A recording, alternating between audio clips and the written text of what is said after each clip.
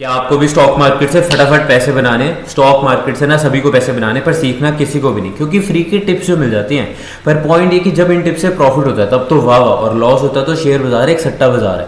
जिस जगह से पैसे बनाना चाहते हो उसकी कैसे बेइज्जती कर सकते हो। इसलिए अगर सीरियस हो तो स्टॉक मार्केट में सीरियसली काम करना चाहिए, और उसी काम के लिए स्टॉक मार्केट में अच्छे से लर्न करके स्टार्ट करना चाहिए। और जैसे कि मैंने अपनी प्रीवियस वीडियोस में बताया था कि इस चैनल पर हम एक लर्निंग जर्नी स्टार्ट करेंगे, जहां पर हम पहले 50 दिनों के लिए निफ्टी 50 के 50 स्टॉक्स को मिलकर टेक्निकली स्टडी करेंगे, ताकि हम मिलकर देखें, सीखें और एनालाइज कर पाए खुद से, ना कि किसी टिप पर भरोसा करें। तो चलो शुरू करते हैं। पर शुरू करने से पहले ना आज एक बारी अपने सारे इंडियन इंडेक्स देख लेते हैं। इंडियन इंडेक्स चाहे निफ्टी 50 हो, सेंसेक्स हो, बैंक निफ्टी हो, आज तो यार मतलब कमाल के भागे हैं। ठीक है, Nifty 50 1.32%, Nifty bank 2.29%, Nifty financial services, मतलब कि ऑलमोस्ट हर कोई इंडेक्स जो है एक्सेप्ट हमारा इंडिया विक्स इंडेक्स जो कि -6.7% से गिरा, बाकी सब इंडेक्स जो हैं वो हमारे पास आज भागे हैं। आप बोलोगे कि क्यों भागे। वैसे तो मैंने भी थोड़ी बहुत न्यूज़ ही देखी है, तो उससे ये पता लग रहा है कि जो यूएस ईरान वॉर है वो काफ़ी हद तक एक पॉजिटिव नोट पे जा रही है, जहाँ पर दोनों साइड से समझौता होने की बातचीत चल रही है। एंड आई होप कि ये वॉर जल्दी ख़त्म हो जाए। इसी की वजह से हमारे पास जो कच्चा तेल है यहाँ की, या फिर क्रूड ऑयल है, उसके प्राइस भी ऑलमोस्ट 100 पर बैरल $100 से कम आ गया, जिसकी वजह से एक पॉजिटिव इम्पैक्ट आया है। एंड आई होप कि ये सारा इम्पैक्ट जो है मतलब जल्दी जल्दी वॉर ख़त्म हो, और ये हमारे पास सारे के सारे इंडेक्स छोड़ के सारे के सारे स्टॉक्स जो हैं भागें। राइट, ठीक है। तो अब हम क्या करते हैं, अब हम एक बारी शुरू करने से पहले अपने आज के आज के हमारे पास कौन सा डे है, हाँ आज के 8th डे पर हम बजाज फिनसर्व मतलब कि बजाज फाइनेंशियल सर्विसेज वाले स्टॉक को कवर करेंगे। पर उससे पहले हम एक बारी निफ्टी 50 आज कैसे परफॉर्म किया है उस पर जाते हैं। ठीक है, तो मैंने ट्रेडिंग व्यू पर निफ्टी 50 का चार्ट जो है वो खोल लिया है, और चार्ट को ना हम बहुत ही सिंपल रखेंगे। कोई इंडिकेटर नहीं, moving average, Bollinger band, RSI, volume etcetera etcetera, कुछ भी नहीं, बिल्कुल सिंपल प्राइस एक्शन रखेंगे, क्योंकि इंडिकेटर हर किसी के अपने पसंद के होते हैं, प्लस हर कोई अपने हिसाब से इंडिकेटर्स को एनालाइज करता है, इसलिए हम सिंपल प्राइस एक्शन रखेंगे। तो आज अगर हम सिर्फ निफ्टी 50 के सिर्फ आज का डेली चार्ट पे, मैंने यहाँ पे डेली चार्ट पर डेली टाइम फ्रेम पे चार्ट को सिलेक्ट कर लिया, और आज की अगर कैंडल देखें तो अच्छी है, मतलब देखने में लोगों को लगे अच्छी कैंडल है, मुझे भी लग रहा है, बट इतनी अच्छी नहीं है, क्योंकि आज इसने एक बहुत ही अच्छा गैप अप दिया। ऑलमोस्ट हमारे पास जो कल का प्रीवियस था, मतलब कि जो हमारे पास फ्राइडे का प्रीवियस था, वो था हमारे पास क्लोज हुआ था ये 23,719 पर, और आज ये हमारे पास ओपन हुआ 23,940 रुपये पे। बहुत ही अच्छा गैप अप था, पर हमारे पास एक ग्रीन कैंडल बनी, एक पॉजिटिव ग्रीन कैंडल बनी, पर इसने उतनी हैवी ग्रीन कैंडल, अब आप देख सकते हो जैसे कि फॉर एग्जांपल 21 अप्रैल 2026 को कितनी अच्छी कैंडल बनी थी ग्रीन वाली, दो उसके बाद अब मार्केट कैसे परफॉर्म की that is a separate question, but एक अच्छी ग्रीन कैंडल नहीं बनी, गैप अप है। और एक बारी जस्ट इसको देखते हैं कि वीकली चार्ट पर ओवरऑल क्या ट्रेंड है आज के डे को अगर हम ओमिट करें। ठीक है, तो हमारे पास अभी भी जो निफ्टी 50 है वो इस रेंज मतलब कि 24,400 के आसपास एक रेजिस्टेंस जोन के नीचे ही है अभी भी। राइट, एनीवेज अब हम आज के जो 8 स्टॉक बजाज फिनसर्व या फिर बजाज फाइनेंशियल सर्विसेज, इसका हम टेक्निकल एनालिसिस करते हैं, जो कि आज का हमारे पास स्टॉक है निफ्टी 50 का। राइट, बजाज फिनसर्व, राइट, ठीक है। तो सबसे पहले जैसे कि हम हमेशा देखते हैं, हम अपने चार्ट पर वीकली ट्रेंड एक बारी ज़रूर देखते हैं स्टॉक का। तो मैंने यहाँ पर बजाज फिनसर्व, मैं इसको ना बजाज फाइनेंशियल सर्विसेज लिमिटेड ही बोलूँगा, क्योंकि वो ज़्यादा इजी है। बजाज फिनसर्व थोड़ा ऐसे हाई एंड लगता है। एनीवेज, राइट, तो हम अगर इसके वीकली चार्ट पर जाएँ तो वीकली चार्ट को थोड़ा सा छोटा करते हैं, हम ये देख पा रहे हैं। राइट, या इसको हल्का सा बड़ा करते हैं। ओके, राइट, तो अब हमें ये पता लग रहा है कि जो स्टॉक था हमारे पास, ये 2024 सितंबर 2024 या अगस्त 2024 में ये स्टॉक ऊपर गया, काफ़ी अच्छी और काफ़ी sharp recovery, sharp up trend था। उसके बाद बहुत ही जल्दी विद इन अ मंथ या विद इन 2 मंथ्स बहुत ही जिस तेज़ी से बढ़ा था ऑलमोस्ट उसी तेज़ी से जो स्टॉक है हमारे पास ये नीचे गिर गया, राइट। उसके बाद स्टॉक हमारे पास दिसंबर 2024 के आसपास एक रेंज 1590-1600 के आसपास रहा और वहाँ से स्टॉक ने वापस से एक अपवर्ड ट्रेंड पकड़ा, जो कि हमारे पास इतना ही मानेंगे, ये नहीं मानेंगे। अब आप बोलोगे कि ये इस टोटल को क्यों नहीं हम अप ट्रेंड मान रहे। इसका एक रीज़न है।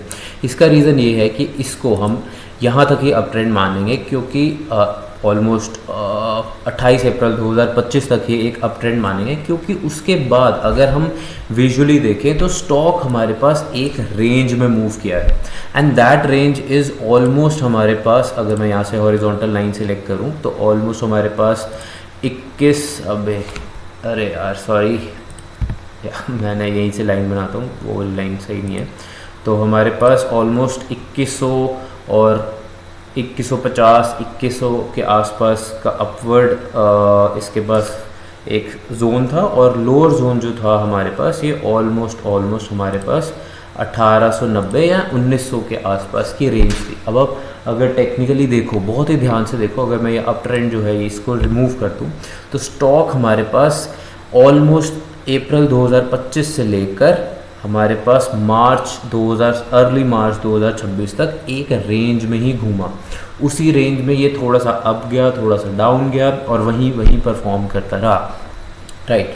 तो हो सकता है कि ये जो 2136 है, मतलब कि 2136 रुपये का यहाँ हम लगाएं कि 2100 के आसपास का जो रेंज है ये हमारे पास एक रेजिस्टेंस है एंड दिस 1893 या 1900 हमारे पास एक सपोर्ट जोन है। और उसके बाद यहाँ से हमारे पास अगर आप देखो कि 23 फरवरी 2026 वाला जो वीक था वहाँ से स्टॉक जो है हमारे पास लगातार गिरा and then most probably US Iran war करके ऑलमोस्ट सारे स्टॉक्स जो हैं हमारे पास नीचे को आए थे, इसलिए ये भी इसने भी रिकवरी शो की and that's the only reason. और उसके बाद हमारे पास 6 अप्रैल 2026 को ये एक ही हफ्ते में 10.27% से हमारे पास इंक्रीज़ किया।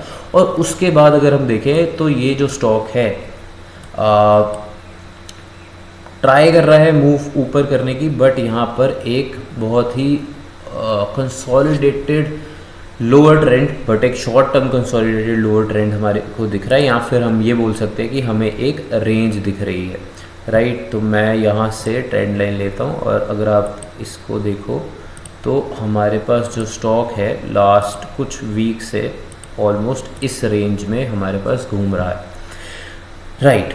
और एक और लास्ट बात before we move to the daily chart कि अब जो हमारे पास फर्स्ट जो पहले सपोर्ट था उस सपोर्ट को इस स्टॉक ने 2 बारी तोड़, मतलब इसने एक ब्रेक डाउन दिया और वहाँ से अब ये सपोर्ट इसकी एक रेजिस्टेंस बन गई है। तो 1890 या 1910 के आसपास इसकी एक रेजिस्टेंस बन गई, राइट।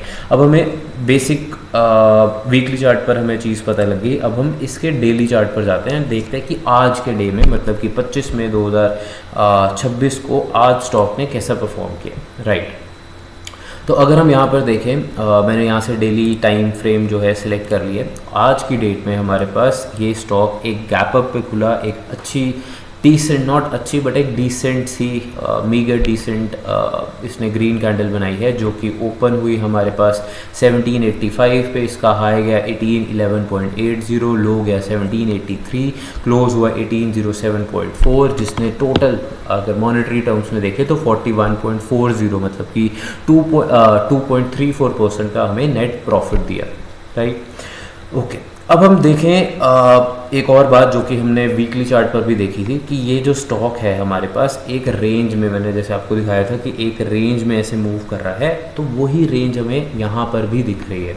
क्योंकि अब अगर हम डेली चार्ट पर देखें, ठीक है, तो यहाँ पर हमें ये पता लग रहा है कि ये जो 1850 के आसपास यहाँ से पहले स्टॉक गया, यहीं से वापस नीचे आया and then it again try to go up, यहाँ पे रेड कैंडल बनी, वो नीचे आया। अब फिर से हो सकता है कि ये अपनी रेजिस्टेंस लेवल तक जाए और उसको टेस्ट करने की कोशिश करे, राइट। तो हमें यहाँ पर भी डेली चार्ट पर भी पता लग रहा है कि 1853 या 1800 के आसपास हमारे पास एक डेली चार्ट पर भी रेजिस्टेंस है। एंड सिमिलरली हमारे पास यहाँ पर भी एक जोन बन रहा है 1753 का, जो कि एक सपोर्ट जोन है इस पर्टिकुलर स्टॉक का, वहीं से ट्राई कर रहा है स्टॉक वापस से मूव करने का, राइट। अब बहुत सारे लोग बोलेंगे कि यार ये तो एक चैनल नहीं बनता, ये तो एक मतलब एक स्ट्रेट चैनल नहीं है, ये एक थोड़ा सा डाउनवर्ड चैनल है, ठीक है। वो सेम चीज़ हमने वीकली चार्ट पर भी डिस्कस की है, इसलिए हम उसको यहाँ पर डिस्कस नहीं करेंगे। पर आज देखते हैं कि ठीक है, दो जो हमारे पास ग्रीन कैंडल बनी, ये फॉर्म कैसे हुई, क्या स्टार्टिंग पर ही गैप अप के बाद स्टॉक सारा दिन ऊपर चलता रहा या फिर बीच में ऊपर नीचे आया। वैसे तो सिर्फ आज की डेली कैंडल देखने पर ही हमें पता लग रहा है कि ऐसा कुछ नहीं है। स्टॉक मोस्ट प्रोबेबली हमारे पास गैप अप हुआ होगा, उसके बाद अपवर्ड ट्रेंड ही गया होगा, राइट। तो हम एज़ यूजुअल अपने 15 मिनट्स के चार्ट पर चलते हैं एंड देन येस सी, जैसे मैंने बोला था कि जो हमारे पास डेली चार्ट की कैंडल है वही हमें बता रही है कि स्टॉक जो है हमारे पास गैप अप हुआ और उसके बाद ऑलमोस्ट सारा दिन ऊपर ही रहा। एंड सेम हम 15 मिनट चार्ट पर भी देख लें। लास्ट डे मतलब कि फ्राइडे की क्लोजिंग इसकी थी 1771 और आज ये एक अच्छी कैंडल 1.6% की कैंडल के साथ ये 1784.80 पर हमारे पास स्टार्ट हुआ। उसके बाद कुछ शायद मोस्ट प्रॉब्ली प्रॉफिट बुकिंग हुई होगी या कुछ और हुआ होगा, जिसकी वजह से कुछ ऑलमोस्ट भी 1 घंटे के आसपास, राइट, 9:15 से लेके ऑलमोस्ट 10:15 की कैंडल तक हमारे पास अप डाउन चलता रहा और रेड ग्रीन कैंडल बनती रही। और उसके बाद सारा दिन ये जो है स्टॉक अपवर्ड ही ट्रेंड लेता रहा। अच्छी कैंडल्स तो नहीं बनी, ठीक है, बहुत ही वीक कैंडल्स फॉर्म करते ये धीरे धीरे इसकी चाल बढ़ती रही, जो कि ये अपवर्ड ट्रेंड हो गया। तो आई होप इस सब से आपको काफ़ी कुछ सीखने को मिला होगा, क्योंकि हमने यहाँ पर वीकली और डेली चार्ट दोनों देख लिए। एंड अगर आप पुराने ट्रेडर हो फिर तो आपको और भी क्लैरिटी मिली होगी, पर अगर आप नए ट्रेडर हो और आपको चार्ट्स और कैंडल्स थोड़े कंफ्यूजिंग लग रहे हैं तो कोई बात नहीं, इंटरनेट पे बहुत सारा फ्री कंटेंट पड़ा है जहाँ पर आप कैंडल्स और बेसिक चीज़ें सीख सकते हो। और अगर आपको स्टॉक मार्केट को स्ट्रक्चर्ड वे में सीखना है या फिर मार्केट के रेगुलर अपडेट्स देखना चाहते हो तो मैंने नीचे डिस्क्रिप्शन पे अपने टेलीग्राम और इंस्टाग्राम पेज का लिंक भी डाल दिया। मैं वहाँ रेगुलर बेसिस पर अपने स्टॉक मार्केट से रिलेटेड अपडेट्स और एजुकेशनल कंटेंट शेयर करता रहता हूँ, तो आप मुझसे वहाँ कनेक्ट कर सकते हो। तो आज के लिए बस इतना ही। कल हम फिर से एक नए स्टॉक पर चर्चा करेंगे, उस पर टेक्निकल एनालिसिस करेंगे। तब तक आप सीखते रहें। Good bye. क्या